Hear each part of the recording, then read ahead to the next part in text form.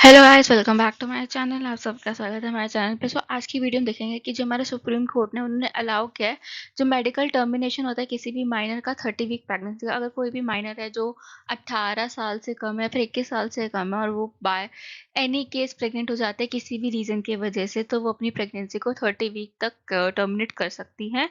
तो क्या चीज़ हुई, कैसे हुई, चलो जानते हैं आज की वीडियो में। सो व्हाट हैज हैपेंड, क्या चीज़ हुई है। जो सुप्रीम कोर्ट है उसने अलाउ किया है एक 14 साल के विक्टिम को जो सेक्सुअल असॉल्ट का शिकार हुई थी, प्रताड़ित हुई थी, उसको टर्मिनेट कराने की अपनी प्रेगनेंसी, जो कि ऑलमोस्ट 30 वीक ऑफ प्रेगनेंसी पे थी।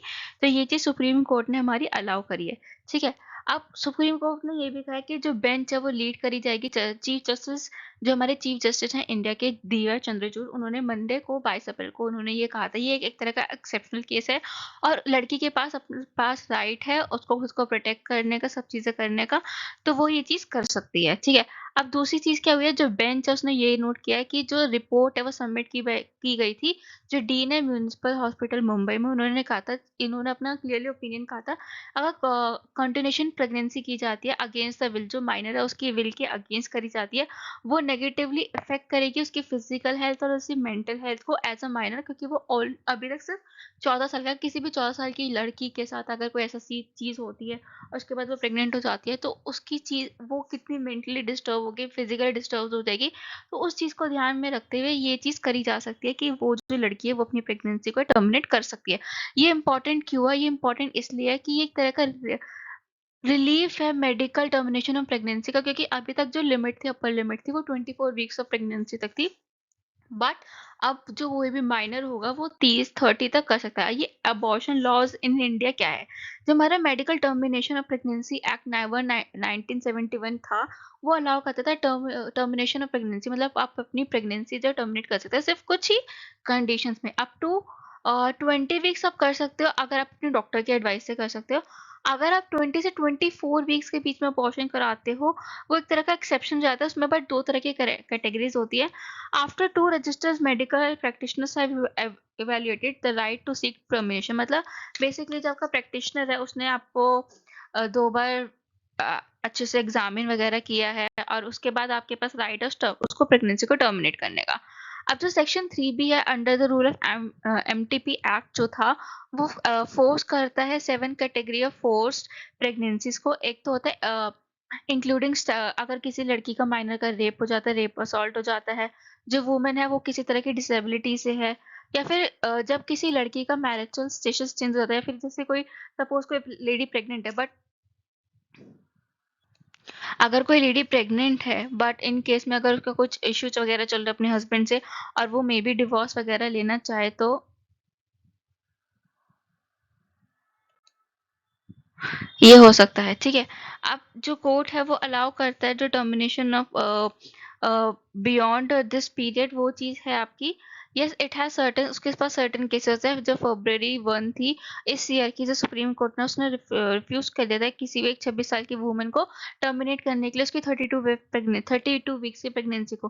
पर दिल्ली हाई कोर्ट ने पहले से अलाउ कर दिया था अबॉर्शन के लिए, बट उसकी जो प्ली थी वो दोबारा रिकॉल की गई और by the centre to consider, centre के पास protecting the right of life, जो अनबॉर्न बेबी है उसके राइट ऑफ लाइफ को प्रोटेक्ट करने के लिए। ठीक है। अब बात आती है जो अक्टूबर 16 में 2023 में थ्री जज बेंच लेड की थी, जिसमें हमारे सीजीए आए थे, चीफ जस्टिस ऑफ इंडिया। उस टाइम तक वो सीजीआई नहीं बने थे। उन्होंने एक प्ली रिजेक्ट करी थी, एक मैरिड वुमन की प्ली, उसने अपनी थर्ड प्रेगनेंसी को अबॉर्ट कराने के लिए प्ली करी थी, क्योंकि वो अनप्लान्ड थी और उसके पास इतने रिसोर्सेज नहीं थे कि वो उस बच्चे को सपोर्ट कर पाए किसी भी तरह से। ऐसा ही केस अगर 2021-2023 में आया था, जो बेंच लीड की गई थी जस्टिस नागरथ खन्ना ने, उन्होंने कहा था ये एक स्पेशल सिटिंग होगी सैटरडे को, उसमें कहा था कि उन्होंने अलाउ किया था एक वुमेन को अपनी प्रेगनेंसी को टर्मिनेट करने की, क्योंकि वो एक रेप सर्वाइवर थी और वो 27 वीक्स प्रेग्नेंट थी, 27 वीक्स एंड 3 डेज प्रेग्नेंट थी, बट उसको अलाउ किया था बिकॉज वो एक रेप सर्वाइवर थी। ठीक है। अब बात आ जाती है, इससे पहले 2022 में लेट कर गए थे हमारे जस्टिस सीजेआई से, जो उस टाइम पे सीजेआई नहीं थे। उन्होंने अलाउ किया था अबॉर्शन किसी भी अनमैरिड वुमन का जो 24 वीक्स प्रेग्नेंट थी, बट एक कंसेंशुअल रिलेशनशिप था, मतलब दोनों की उससे हुआ था, but she was unmarried and उसको टर्मिनेट कराना था तो उसने कराई थी। देर ऐसे बहुत सारे इंस्टेंसेस है कोर्ट में आते हैं जो ओवर रूल हो जाते हैं, जो डिसीजन है डिसीजन पे ऊपर डिसीजन हो जाते हैं, क्योंकि जो मेडिकल बोर्ड है वो अलाउ करता है टर्मिनेशन को। इन भारत भर स्टेट जो आपका सम स्टेट है 2027 में गुवाहाटी हाई कोर्ट ने एक ओवर रूल किया था मेडिकल बोर्ड का, रिफ्यूजल किया था ओपिनियन ऑफ टर्मिनेशन। एक 26 वीक्स की जो माइनर रेप सर्वाइवर थी उसकी प्रेगनेंसी को टर्मिनेट करने के ओपिनियन पे रिफ्यूजल कर दिया था। अब किस तरह का रिस्क होता है आजकल के केसेस में, जो कोर्ट है उसने बहुत सारे रिस्क इन्वॉल्व करे एमटीपी प्रोसीजर में। एक तो मेडिकल बोर्ड का ओपिनियन है कि इससे लाइफ ऑफ थ्रेट होता है, ठीक है, वॉज नॉट हायर देन, मतलब the threat of her life was not higher than what it would be at the time of delivery the pregnancy continued। अगर किसी भी माइनर के साथ ऐसा रेप सीन होता है और उसके बाद वो लेडी प्रेग्नेंट हो जाती है, वो बच्ची प्रेग्नेंट हो जाती है, अगर वो प्रेगनेंसी कंटिन्यू करती है अभी तो प्रेगनेंसी के टाइम पे तो कोई दिक्कत नहीं होगी, बट जब at the time of delivery कितनी ज़्यादा उसकी लाइफ को लेकर कॉम्प्लिकेशन आ सकती है, उसकी लाइफ की जान की बात आ सकती है, तो उस चीज़ को लेके भी ये चीज़ ध्यान में रखी जानी चाहिए। और जो स्टेट गवर्नमेंट है उसने इस चीज़ को समझा भी, उसने इस चीज़ को अंडरस्टैंड किया। उसने कहा वो एक्सपेंसेस फॉर द प्रोसीजर करेगी, after care and her transportation करेगी। बट ये सब चीज़ें इतनी इंपॉर्टेंट नहीं होती, बट इतनी इंपॉर्टेंट होती है किसी लड़की की लाइफ।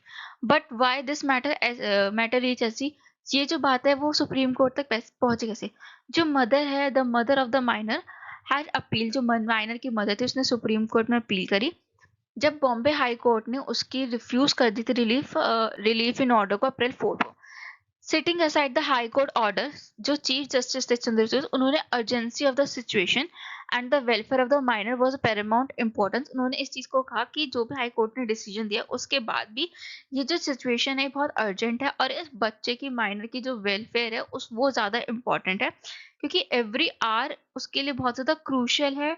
क्रूशल फॉर मतलब क्रूशल फॉर हर मीन्स जो वो बच्ची है छोटी उसके लिए इंपॉर्टेंट है।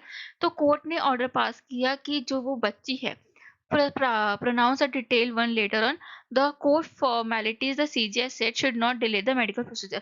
मतलब उस बच्चे का जो अबॉर्शन है वो हो जाएगा जब तक जो प्रोसीजर वगैरह है वो चलता रहेगा, बट उस बच्चे के मेडिकल प्रोसीजर में कोई भी डिले नहीं होगी। बेंच ने ये जो केस है कोर्ट आवर्स के बाद फ्राइडे को सुना था। ये जो केस है it had sought the assistance of additional, जो हमारे एडिशनल सॉलिसिटर हैं ऐश्वर्या भाटी, उनके उसमें आया था। द कोर्ट ने ऑर्डर किया मेडिकल टीम को एक फाइल रिपोर्ट करने के लिए, जो बच्ची है उसको एग्जामिन करने के लिए इमोशनल फिजिकल वेलबींग, और रिपोर्ट को सैटरडे तक सबमिट करने के ऑर्डर दिए हैं। अब चेंजिंग लॉज एंड अबॉर्शन क्या है। 1971 में जो अबॉर्शन लॉज थे अंडर सेक्शन 32 वो 20 वीक से ज्यादा नहीं थे।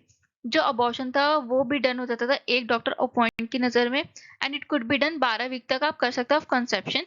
अगर 2 डॉक्टर अलाउ होते तो 12 से 20 वीक्स की प्रेगनेंसी होती है। ठीक है, जो एमपीटी एक्ट था वो अमेंड हुआ था 2021 में इन ऑर्डर टू मीट करने के लिए नीड ऑफ चेंजिंग और टाइम्स में एम्पावर करने के लिए सर्वल वुमेन जो रेप विक्टिम थी, जो अनवांटेड प्रेगनेंसी के शिकार थी। ठीक है, जो एक्ट है वो अलाउ करता है वुमेन को एक्सेस करने के लिए लीगल और सेफ अबॉर्शन, रिड्यूस जो मैटरनल मोर्टेलिटी होती है उस चीज़ को लेके। जो एनटीपी रूल्स थे वो परमिट करते थे वुमेन को अप टू 20 वीक्स से अबॉर्शन कराने के लिए, और one registered medical practitioner up to 24 weeks तक आप किसी भी सर्टेन क्लास की वुमेन करा सकती थी। उसके बाद 2021 में फिर से एक अमेंडमेंट हुई, उसको रिप्लेस की गई married women or by husband or any women or her partner allow pregnancy outside the marriage in ambit of law, वो मतलब गलत होगी।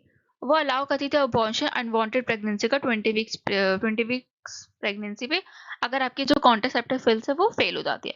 अब इंटेंशनल मिसकैरेज केस में क्या होगा, अगर आपका इंटेंशनल मिसकैरेज है वो एक क्राइम हो जाता है सेक्शन 312 आईपीसी एक्ट के अंडर। वो इम्प्रिजमेंट करता है 7 साल की, और मेडिसिनल प्रैक्टिसर को कैरिंग आउट अबॉर्शन वो एक्सेम्प्ट हो जाता है। जो फीमेल फोर्टिसाइड इन इंडिया है वो 1994 में in the preconception of prenatal diagnostic technique act ensure करता है कि किसी कोई भी सेक्स सिलेक्शन अब्यूज है, और किसी को भी सेक्स डिटर्मिनेशन अगर कोई करता है तो वो भी एक तरह का हमारे देश में क्या है, हमारे देश में गुनाह है।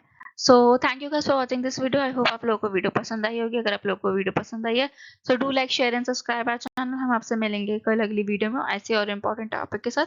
प्लीज ज़्यादा से ज़्यादा चैनल को शेयर कीजिए, चैनल को सब्सक्राइब कीजिए, वीडियोस को लाइक कीजिए। हम मिलेंगे आपसे कल।